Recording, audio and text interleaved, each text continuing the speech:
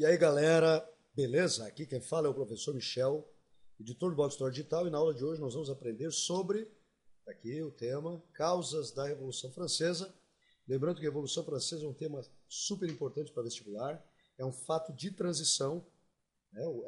A história oficial diz que a Revolução Francesa marca a passagem da Idade Moderna para a Idade Contemporânea. Então fiquem ligados nesse assunto, que é muito importante. Na aba da descrição do vídeo tem um resumo completo para vocês entenderem um pouco mais o contexto. É claro que esse vídeo vai ser desdobrado em vários vídeos.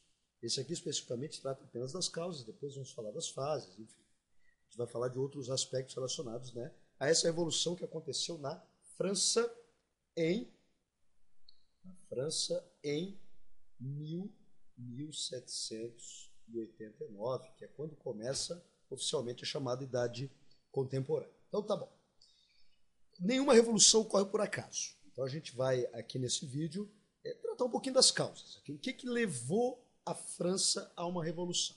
O que levou o povo a ir para a rua revoltado contra o governo, que naquela época era caracterizado pelo antigo regime, ou seja, é o poder absoluto do rei, a partir da dinastia Bourbon, que veio desde a época do rei Luís XIV até o seu neto, Luís XVI, que acabou se dando mal nessa revolução, mas esse assunto a gente vai ver em vídeos posteriores, tá bom? Então, assim, a Revolução Francesa de 1789, a gente está falando do século XVIII. O século XVIII ele ficou caracterizado pela divulgação, por terem sido espalhadas as chamadas ideias ou ideais iluministas.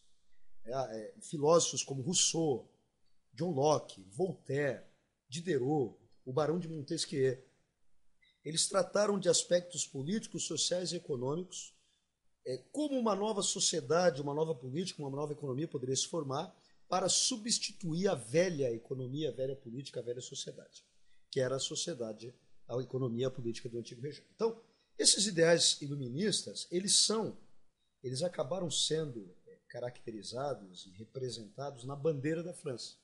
Então, esses ideais a gente pode resumir em três palavrinhas, né? A liberdade, que é representada pelo azul da bandeira, da cor da bandeira da França, a igualdade, que é representada pelo branco da bandeira da França, e, enfim, a fraternidade. Fraternidade, que também é caracterizada aqui pela cor vermelha. Mas será que esses ideais realmente foram colocados em prática, né, gente? Isso é uma pergunta interessante. Nós, das ciências humanas, a gente que se interessa por história, a gente tem que colocar essas questões sempre em evidência, né? Será que havia liberdade na Revolução Francesa? E se a nossa sociedade hoje é fruto da Revolução Francesa? Existe liberdade hoje? Podemos dizer que existe igualdade? Existe fraternidade? É algo a refletir. Vamos falar sobre isso. Vocês podem deixar em comentários, a gente pode discutir um pouco mais isso em um vídeo posterior também. Bom, além da Revolução Francesa ser uma revolução fruto, né, desdobramento direto aqui do iluminismo, um outro motivo da Revolução Francesa foi o custo dessa monarquia absolutista, que era a monarquia dos Bourbon, aqui representada então pelos monarcas, né? Aqui a gente tem o rei Luís XVI, que era neto aí do Luís XIV, que foi o maior rei absolutista da história da França, inclusive ele era chamado de Rei Sol, e falou aquela frase célebre: o Estado sou eu, l'État c'est moi.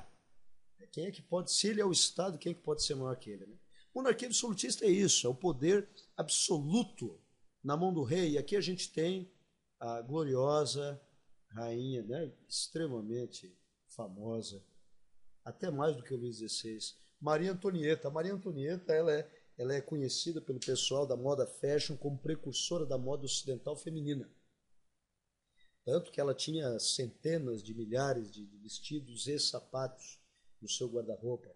Então, o próprio fato, né, dessas vestimentas, o vermelho como símbolo até da nobreza, representação de poder, esse vestido ostentoso, ostentação, enfim, essa peruquinha aqui que não engana ninguém, né? Mas vamos lá. Esse custo da monarquia acabou contribuindo para aquilo que vai se tornar a crise, que vai se transformar numa crise econômica da França. Então a França não ia bem economicamente e a monarquia custava muito caro para os impostos que os franceses pagavam. Então, acabou sendo também uma causa da revolta da população. Uma outra causa foi a Guerra dos Sete Anos. A Guerra dos Sete Anos, ela ocorreu entre duas nações, especificamente aqui a gente tem. Foi uma guerra que envolveu França e a Inglaterra. Inclusive, a gente fala dessa guerra no contexto da independência dos Estados Unidos, né? Que a Guerra dos Sete Anos também influenciou na independência dos Estados Unidos. Nessa guerra, a Inglaterra venceu, e a França perdeu. Então, o que isso vai ter como desdobramento para a França? A França, além dos gastos com a guerra, ela perdeu colônias na América do Norte, especificamente o Canadá, né, como a colônia mais importante. Então, tendo perdido essa colônia, perdeu todos os privilégios que o sistema colonial garantia para a metrópole. No caso, o Canadá era colônia, a França era metrópole. Então, o fato da França ter perdido a guerra afundou ainda mais, acentuou ainda mais a crise econômica da França, que é uma outra causa, a crise econômica da França. Inclusive, tem gente que diz, alguns historiadores dizem que a crise econômica na França foi tão forte que as pessoas gastavam a maior parte dos seus salários comprando pão, sobrando pouco dinheiro para remédios, para as vestimentas, enfim. Então, a crise econômica era muito acentuada. Essa crise, como o professor Michel já falou, que ficou ainda maior a partir da Guerra dos Sete Anos, e esse custo da dinastia, da monarquia francesa, representada pelo rei Luís XVI e pela Maria Antonieta. E podemos dizer também que uma outra causa da Revolução Francesa foi, claro, a divisão da sociedade francesa. E eu já vou explicar por quê. Bom, essa imagem aqui, é uma sátira, uma ironia, uma gravura que trata de como era dividida a sociedade francesa da época. Então a gente vai ter 3 grupos sociais específicos. Esse aqui, a gente vai... Deixa eu mudar isso aqui, não ficou legal. Vamos botar aqui botar um azulzinho. Vamos lá. Então aqui a gente tem a nobreza, a espada representando a nobreza, desde a Idade Média, que eles eram chamados de bellatori, aqueles que guerreiam, a espada como símbolo de força, guerra, etc., que era conhecido também como segundo estado. A sociedade francesa era estamental, dividida em estados. A posição social das pessoas dependia muito do nascimento. Aqui nós temos esse barrigudinho aqui, seria o representante do clero, ou igreja, equivalente aí ao primeiro estado, e esse nosso amiguinho aqui cansado pra caramba, representante do povo que era chamado de terceiro estado. Esse terceiro estado se desdobrava em alguns grupos, como camponeses. Esse velhinho aqui é um camponês, ele está com uma enxada na mão.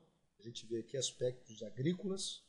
Haviam também os operários, que trabalhavam nas cidades, especificamente em Paris, e havia o grupo que liderou a Revolução, chamado burguesia. Inclusive a burguesia, a gente chama a Revolução Francesa de uma Revolução Burguesa justamente pela liderança da burguesia. Por que essa divisão foi uma das causas da Revolução Francesa? Porque esse terceiro estado aqui, a burguesia, os operários camponeses, tinham que pagar impostos para sustentar a nobreza e o primeiro estado. Então, o peso, a carga tributária estava toda em cima do terceiro estado. Então, isso estimulou também o povo a ir para as ruas protestar contra o governo, contra a política da época, a política do antigo regime, política absolutista. Então é isso. As causas da Revolução Francesa são essas que eu acabei de pontuar para vocês. Então, em outros vídeos, a gente vai falar mais sobre a Revolução Francesa. Fique ligado na aba de descrição do vídeo, que tem alguns materiais esses aí para vocês aprofundarem e ficarem feras para exames internos e externos, vestibulares, concursos, Enem, etc. É isso aí, valeu, até a próxima, tchau!